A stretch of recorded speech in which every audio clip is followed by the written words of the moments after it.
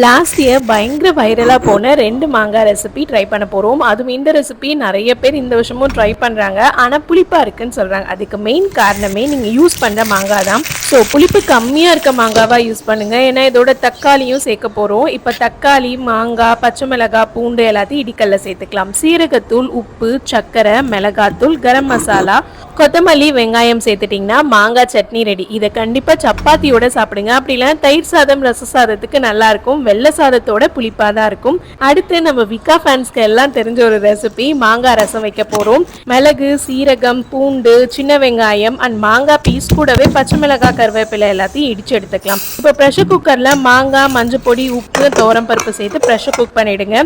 இப்போ எண்ணெய் விட்டு கடுகு, உளுந்து, சீரகம், வரமிளகாய், கருவேப்பிலை இடிச்சு வச்சது கூடவே தண்ணி, பெருங்காய பொடி அண்ட் பருப்பையும் சேர்த்துடலாம். லைட்டாக கொதி வந்த உடனே ஆஃப் பண்ணிடுங்க. இந்த 2 ரெசிபியில் உங்கள் ஃபேவரட் எதுன்னு சொல்லுங்கள்.